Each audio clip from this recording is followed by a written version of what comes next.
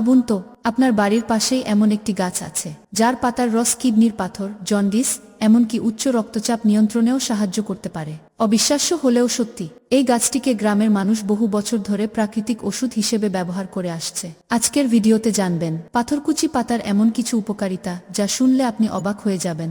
ভিডিওটি শেষ পর্যন্ত দেখুন, কারণ শেষের তথ্যটি সবচেয়ে গুরুত্বপূর্ণ। পরিচিতি। বন্ধুরা, আজ আমরা কথা বলবো এক অসাধারণ ঔষধি গাছ নিয়ে, পাথরকুচি পাতা। এই গাছটি বাংলাদেশ সহ দক্ষিণ এশিয়ার বিভিন্ন দেশে খুব পরিচিত। অনেকে এটিকে শুধু শখের গাছ মনে করলেও এর রয়েছে অসাধারণ ঔষধি গুণ। প্রাচীন আয়ুর্বেদিক চিকিৎসা থেকে শুরু করে লোক চিকিৎসায়ও পাথরকুচি পাতার ব্যবহার হয়ে আসছে বহু বছর ধরে।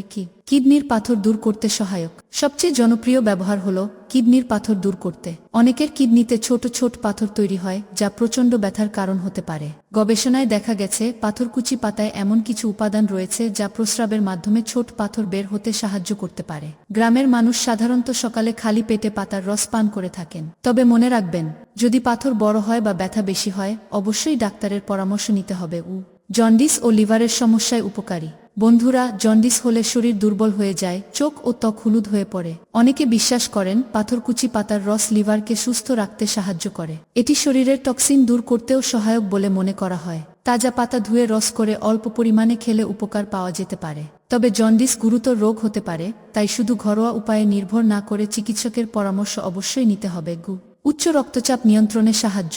বর্তমানে উচ্চ রক্তচাপ খুব সাধারণ একটি সমস্যা। স্ট্রোক ও হার্ট অ্যাটাকের অন্যতম কারণও এটি। পাথরকুচি পাতার কিছু উপাদান শরীরকে ঠান্ডা রাখতে এবং প্রস্রাবের মাধ্যমে অতিরিক্ত লবণ বের করতে সাহায্য করতে পারে। ফলে অনেকেই মনে করেন এটি রক্তচাপ নিয়ন্ত্রণে সহায়ক। তবে যাদের প্রেসারের ওষুধ চলছে তারা ডাক্তারের পরামর্শ ছাড়া কখনোই ওষুধ বন্ধ করবেন না। পেট ফাঁপা ও প্রস্রাব আটকে গেলে। অনেক সময় হঠাৎ পেট ফুলে যায় বা প্রস্রাবের সমস্যা দেখা দেয়। লোকজ চিকিৎসায় বলা হয় একটু চিনির সাথে পাথরকুচি পাতার রস মিশিয়ে গরম পানিতে খেলে উপকার পাওয়া যেতে পারে। এটি শরীরের অতিরিক্ত পানি বের করতেও সহায়তা করে বলে ধারণা করা হয়। শিশুদের পেট ব্যথায়। শিশুদের পেট ব্যথা হলে অনেক মা বাবা ঘরোয়া উপায় খোঁজেন। গ্রামাঞ্চলে অনেকে পাথরকুচি পাতার রস হালকা করে পেটে মালিশ করেন। এতে কিছুটা আরাম পাওয়া যায় বলে বিশ্বাস করা হয়। তবে শিশুদের ক্ষেত্রে যে কোনো কিছু ব্যবহারের আগে অবশ্যই বিশেষজ্ঞ চিকিৎসকের পরামর্শ নেওয়া উচিত। ত্বকের যত্নে আশ্চর্য উপকারিতা। পাথরকুচি পাতায় প্রচুর পরিমাণে পানি এবং কিছু প্রাকৃতিক উপাদান রয়েছে যা ত্বকের জন্য উপকারী। হালকা পোড়া, জ্বালাপোড়া বা ত্বকের রুক্ষতা কমাতে অনেকে এই পাতার রস ব্যবহার করেন। এটি ত্বককে ঠান্ডা অনুভূতি দেয় এবং শুষ্কতা কমাতে সাহায্য করতে পারে। পাইলস ও অর্শ রোগে ব্যবহার। পাইলস এমন একটি সমস্যা যা অনেকেই লজ্জার কারণে বলতে চান না। লোকজ চিকিৎসায় পাথরকুচি পাতার রসের সাথে গোলমরিচ মিশিয়ে খাওয়ার প্রচলন রয়েছে। এতে কিছুটা আরাম পাওয়া যায় বলে অনেকে মনে করেন। তবে যদি রক্তপাত বা ব্যথা বেশি হয় তাহলে অবশ্যই দ্রুত চিকিৎসকের কাছে যেতে হবে। মৃগী রোগে ব্যবহারের প্রচলন। প্রাচীন চিকিৎসায় মৃগী রোগের সময় পাথরকুচি পাতার রস কয়েক ফোঁটা ব্যবহার করার কথা বলা হয়। তবে বন্ধুরা, এটি অত্যন্ত সংবেদনশীল রোগ, তাই আধুনিক চিকিৎসার বিকল্প হিসেবে কখনোই ঘরোয়া পদ্ধতির উপর নির্ভর করা ঠিক নয়। শরীরের জ্বালাপোড়া কমাতে। গরমের দিনে অনেকের শরীর জ্বালাপোড়া করে। 2 চামচ পাথরকুচি পাতার রস গরম পানির সাথে মিশিয়ে খেলে শরীর ঠান্ডা অনুভব হতে পারে। এটি শরীরকে সতেজ রাখতেও সহায়ক বলে মনে করা হয়। গুরুত্বপূর্ণ সতর্কতা। বন্ধুরা, মনে রাখবেন, প্রাকৃতিক জিনিস উপকারী হলেও অতিরিক্ত ব্যবহার ক্ষতিকর হতে পারে।